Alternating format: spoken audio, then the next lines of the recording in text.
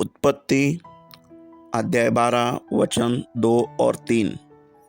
और मैं तुझसे एक बड़ी जाति बनाऊंगा और तुझे आशीष दूंगा और तेरा नाम महान करूंगा और तू आशीष का मूल होगा। जो तुझे आशीर्वाद दे उन्हें मैं आशीष दूंगा और जो तुझे कोसे उसे मैं शाप दूंगा और भूमंडल के सारे कुल तेरे द्वारा आशीष पाएंगे। उत्पत्ति अध्याय 26 वचन 3 और 4। तू इसी देश में रह और मैं तेरे संग रहूंगा और तुझे आशीष दूंगा और ये सब देश मैं तुझको और तेरे वंश को दूंगा। और जो शपथ मैंने तेरे पिता अब्राहम से खाई थी उसे मैं पूरी करूंगा। मैं तेरे वंश को आकाश के तारागण के समान करूंगा और मैं तेरे वंश को ये सब देश दूंगा और पृथ्वी की सारी जातियां तेरे वंश के कारण अपने को धन्य मानेगी। उत्पत्ति अध्याय 28 वचन 13 से 15। और यहोवा उसके ऊपर खड़ा होकर कहता है, मैं यहोवा तेरे दादा अब्राहम का परमेश्वर और इसहाक का भी परमेश्वर हूँ।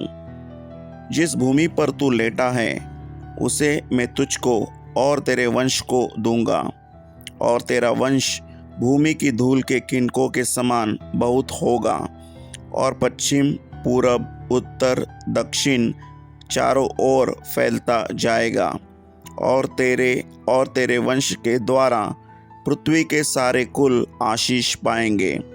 और सुन, मैं तेरे संग रहूँगा और जहाँ कहीं तू जाए वहाँ तेरी रक्षा करूँगा और तुझे इस देश में लौटा ले आऊँगा। मैं अपने कहे हुए को जब तक पूरा न कर लूँ तब तक तुझको न छोड़ूंगा। गिनती अध्याय 6 वचन 24 से 26।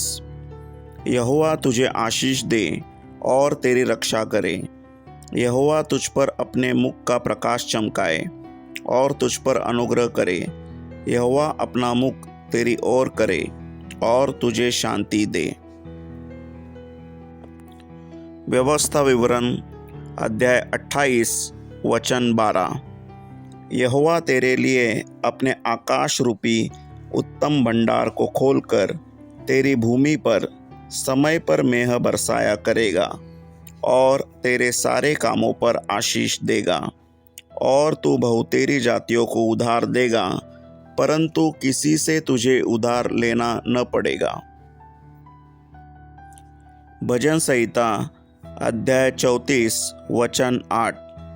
परख कर देखो कि यहोवा कैसा भला है, क्या ही धन्य है वह पुरुष जो उसकी शरण लेता है।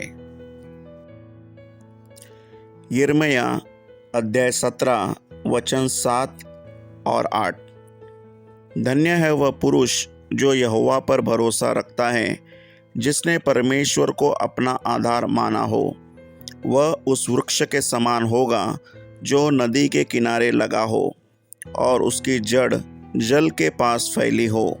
जब धूप होगी तब उसको न लगेगी, उसके पत्ते हरे रहेंगे और सूखे वर्ष में भी उनके विषय में कुछ चिंता न होगी, क्योंकि वह तब भी फलता रहेगा।